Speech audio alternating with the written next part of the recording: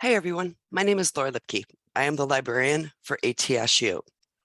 Today we're going to talk about how to use PubMed, how to use its controlled vocabulary mesh, and how to find evidence within PubMed. I want you to note that at the bottom left of every slide is my email.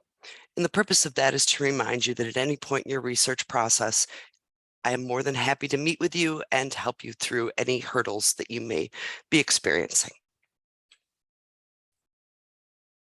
Two important resources about our topic today. The library has a guide about the evidence-based practice process. This guide is applicable to evidence-based medicine, evidence-based practice, and evidence-based research. The National Library of Medicine also provides exceptional training on the PubMed database. There are videos and training packets. Please take advantage of these and learn more about PubMed. So first, before we get into finding evidence on PubMed, let's define what is evidence and why do we need it. Hopefully some of you have seen the evidence pyramid. You'll note at the top is synthesized research, and the bottom half is primary research. Examples of synthesized research include systematic reviews and clinical practice guidelines. The type of studies at the top of the pyramid are considered to have stronger evidence, and that is because they require stronger methodology to provide the validity and reliability of the information that they provide within them. The bottom half of the pyramid is made of single studies, such as randomized control trials, case controls, case series, and expert opinion. These types of studies don't have as strong of evidence. However, after critically appraising this evidence, it could very well provide equally strong information. So let's review that again. Synthesized evidence at the top half of the pyramid presents evidence from multiple studies on the same topic. The studies contained within the reviews have been critically appraised by experts to ensure that they are valid and reliable. This type of evidence is appropriate for clinical point of care decision-making, but it is also appropriate to support other types of research. Examples of synthesized evidence include systematic reviews and clinical practice guidelines. Primary evidence are single studies. This is the bottom half of the pyramid. This evidence has not been critically appraised, and it has not been synthesized or aggregated with similar studies. Examples include randomized control trials, clinical trials, etc. So what do we need evidence to answer our research question? Well, the evidence-based process requires that we use the current best evidence in making decisions and supporting our research conclusions. The concept is about making sure that our decisions are made based on the most up-to-date, solid, reliable, scientific evidence with strong rigor. Research conclusions and clinical decisions are made on the results of study with strong rigor. Rigorous evidence provides a strong foundation for conclusions made within research projects and clinical decisions. So I like to compare it to building a house. Before you put up the frame of the house, you want to ensure that you have a strong foundation.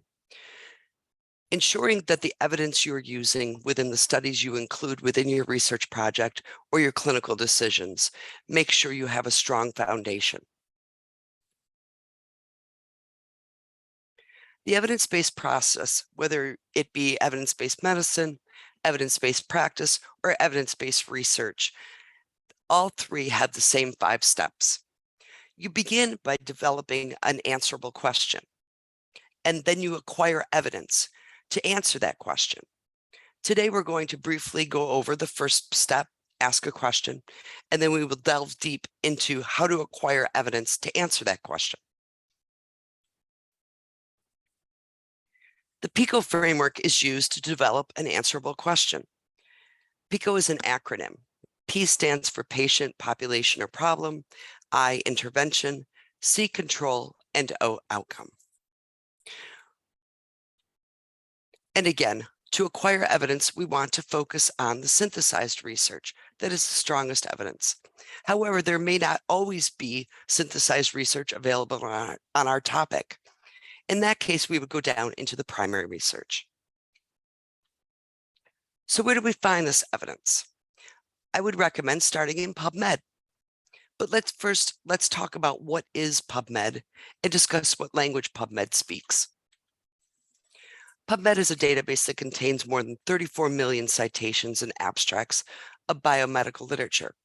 It does not include full-text articles. However, I can teach you how to make sure that you have access to full text, and I will demonstrate that for you later in this presentation. Essentially, PubMed consists of the database Medline, PubMed Central, and Bookshelf. Now, Medline you've probably already heard of. PubMed Central is composed of federally funded studies. When a study has a federal grant or federal funding, it is required to provide all information free to the public. So what is this vocabulary that PubMed speaks? The acronym is MeSH, which stands for Medical Subject Headings. It's the source of a controlled vocabulary. PubMed uses this controlled vocabulary to index, catalog, and we use it to search for the information. I like to compare it to Twitter hashtags. If you want your event or your tweet to be associated with an event or an organization, then you use a specific hashtag. Others use the same hashtag to find out information about the event or the organization. When an article is submitted into the PubMed database, it is indexed with the controlled vocabulary to match its content, so that when we're looking for specific information, we can then use the MeSH vocabulary to find those articles that have been tagged. And I will demonstrate this for you. But first, let's go back to the first step of the evidence-based process. I provided a scenario here for you, and this is the PICO chart that we use to develop a PICO question. In this scenario, I want to know if I provide activity trackers to my patients with diabetes, will this encourage them to exercise? Using this scenario, fill in the chart. Who is the patient, the problem, or the population? What is the diagnosis? What intervention are we proposing? What is the control? And what is the outcome? You'll then use those 4 elements to develop a PICO question. Go ahead and pause the video. I provided the answer on the next slide.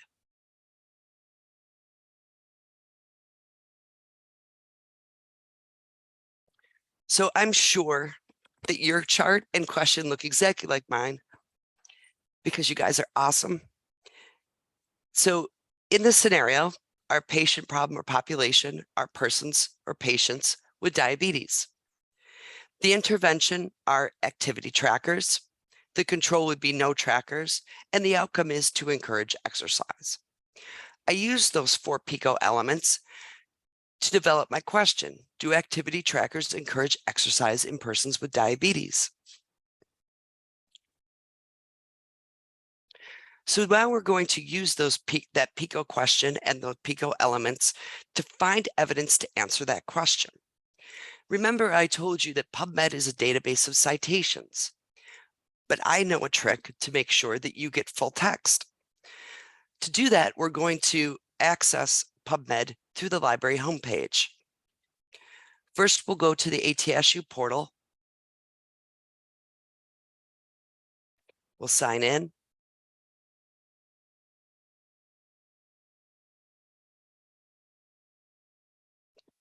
Sorry about this.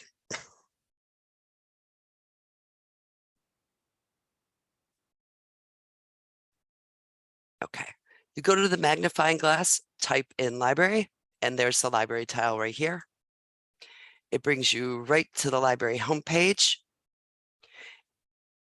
And you'll see here is the tab for PubMed. I encourage you to go to Advanced Search.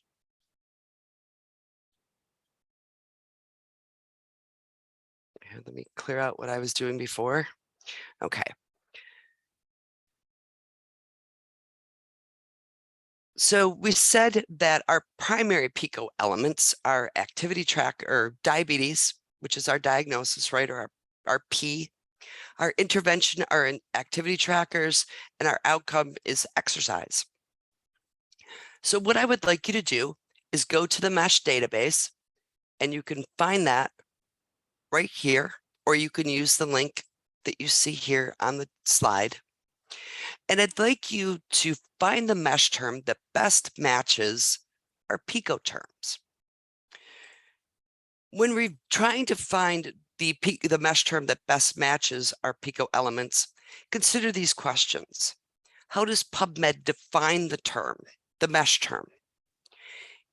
Is it the same term and or definition that you are using? Do you need to find a different term along the branch that fits better? Maybe something more broad or more narrow. If there are two branches with the same term, which branch best fits your definition? Do you see other terms within the same category that may be a better fit or that could be used as synonyms? So again, go ahead and pause the video and see if you can find MeSH terms that match our PICO terms. The answers are on the next slide.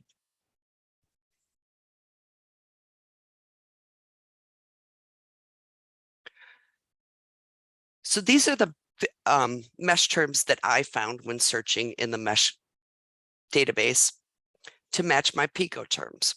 And I'm going to show you how I did that.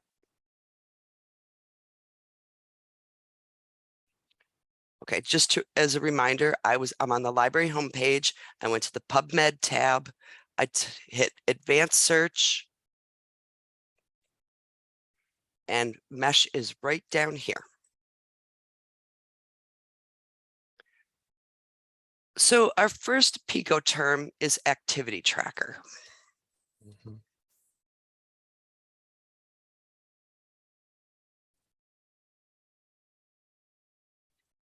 And PubMed suggests that I use, or MeSH suggests that I use fitness trackers.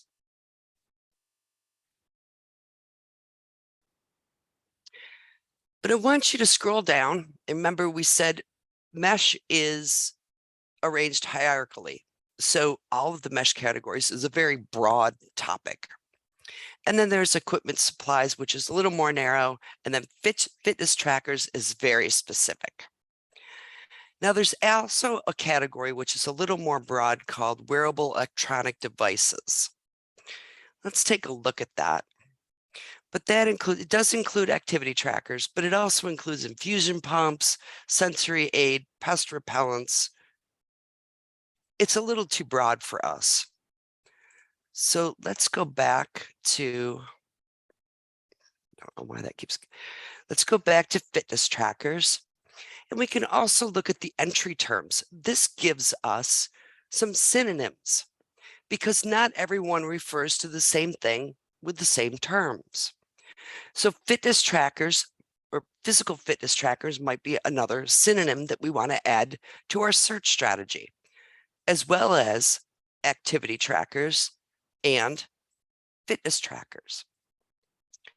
So I'm going to add the MeSH term fitness trackers to my search builder. I'm then going to type in or, which I use in between synonyms. I'm going to say activity tracker. I'm going to use an asterisk after the word tracker because that will tell the database that I'll accept the single version or the plural version of the word tracker. I've put quotes around activity tracker because I want the database to search that as a phrase, and I don't want it to search those two terms separately. Again, I'm going to use the or for synonyms, and we'll put in physical fitness tracker. Again, an asterisk in there. And I would like to tell you that every single article in PubMed has been indexed with MeSH terms. However, that is not always the case. So I like to cover myself by using the MeSH term in what we call plain language. So I have the MeSH term physical trackers and the plain language term physical trackers here. I'm going to add that to my search builder and search PubMed. I'm then going to advanced search. So here is my search string for my first PICO element. Let's go back into MeSH. And our second PICO element was diabetes. So let's find the MeSH term for diabetes. Diabetes mellitus. And again, I'm making sure that the definition matches the definition that I'm using. I'm going to add it to my search builder. I'm going to cover myself and make sure that I get all articles talking about diabetes mellitus by putting in the key term or the plain language term. And I'm also going to put in just diabetes. I'm going to add that to my search builder and search PubMed. Go back to advanced, and there is my second search string. Back to MeSH. And our third term was exercise. Again, I'm searching the MeSH database with my PICO term. Here's exercise, and I'm making sure that the definition is the same as I'm using. Now, if we look down, there's lots of different kinds of exercises, but we haven't specified a specific type of exercise in our PICO question, so using all of those is okay. So we could also look at the entry terms.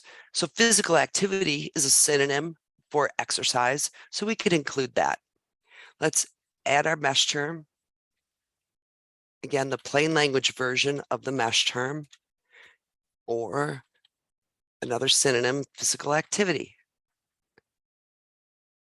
Add to search builder and search PubMed. Now this seems redundant doing this 3 different times. Why don't I just do it all at once? The purpose of doing it separately for each PICO element is that when I add these 3 search strings together, these 3 topics will be primary topics within the articles. So I'm going to add this query. I'm going to use the 3 ellipses, add the query, use the 3 ellipses, add with and then add with and again. So I want to add and the 3 PICO elements, fitness trackers and diabetes and exercise, or goes in between synonyms and adds the PICO elements. I'll then hit search.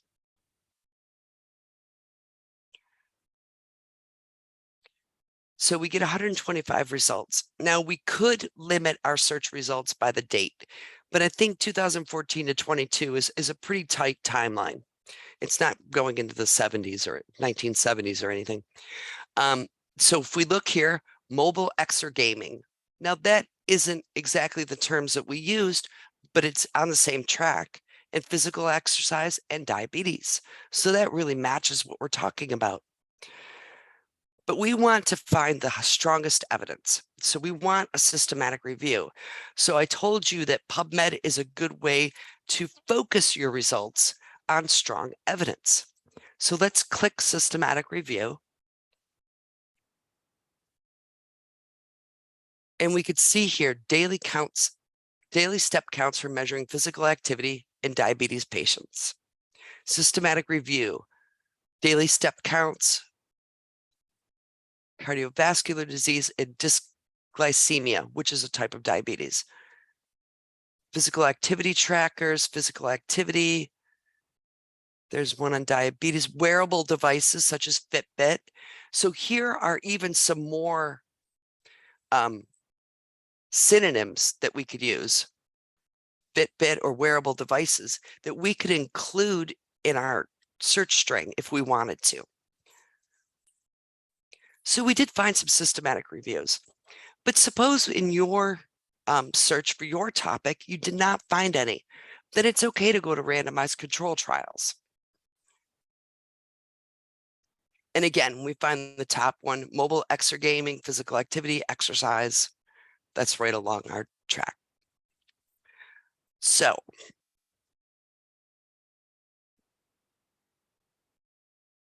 remember, we can use these to find the strongest evidence. And I have a few more PubMed tips and tools for you. So we know this one really fits well with what we're looking for. If we look over here, we could find the references for this article, which would lead us to more information. And we can also find the cited by, which are newer articles about the same topic. Here are the MeSH terms associated with the topic.